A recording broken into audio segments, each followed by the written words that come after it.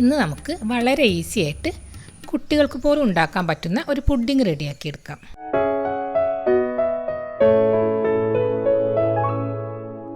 ബദാം പുഡിംഗാണ് നമ്മൾ ഉണ്ടാക്കുന്നത്.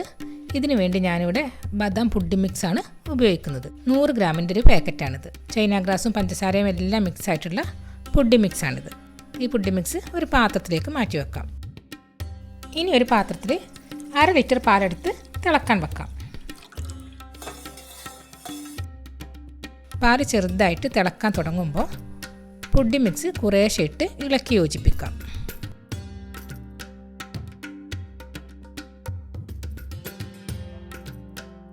പുഡിംഗ് മിക്സ് മുഴുവനും ഇട്ട് കട്ടയൊന്നും ഇല്ലാത്ത രീതിയിൽ ഇളക്കി യോജിപ്പിച്ച് നന്നായി തിളച്ച് കഴിഞ്ഞാൽ തീ ഓഫ് ചെയ്യാം.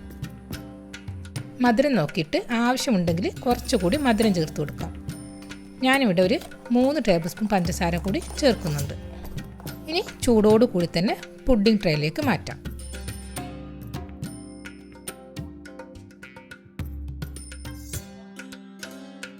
ഇനി ഇത് തണുത്തതിന് ശേഷം ഫ്രിഡ്ജിൽ ഒരു 2-3 മണിക്കൂർ വെച്ച് തണുപ്പിച്ചെടുക്കാം.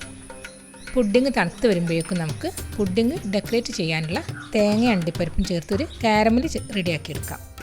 ഇതിന് വേണ്ടിയിട്ടൊരു പാൻ ചൂടാക്കിയിട്ട് ഒരു 5 ടേബിൾ സ്പൂൺ തേങ്ങ ഇട്ട് കൊടുക്കാം.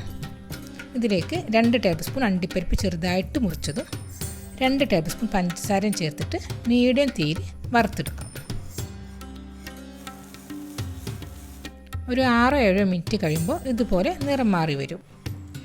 ബ്രൗൺ നിറമാവുമ്പോൾ തീ ഓഫ് ചെയ്തിട്ട് പാനിൽ നിന്നും മാറ്റണം. പാനിൽ തന്നെ വെച്ചാൽ പാനിൻ്റെ ചൂടിൽ കിടന്ന് കരിഞ്ഞു പോകും.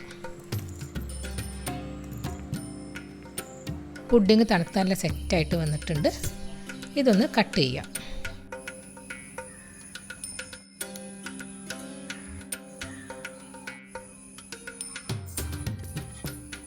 ഇനി നമ്മൾ കാരമൽ ചെയ്ത തേങ്ങ അണ്ടിപ്പരിപ്പ് ഇട്ട് കൊടുക്കാം.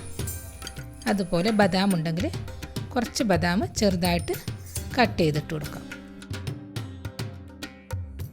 വളരെ ഈസി ആയിട്ട് ആർക്കും ഉണ്ടാക്കാൻ പറ്റുന്ന ഒരു നല്ല ടേസ്റ്റുള്ള പുഡിംഗാണ്. അപ്പോൾ വീഡിയോ ഇഷ്ടമായാൽ ലൈക്ക് ചെയ്യാനും കമൻറ്റ് ചെയ്യാനും അതുപോലെ സബ്സ്ക്രൈബ് ചെയ്യാനും മറക്കരുതേ.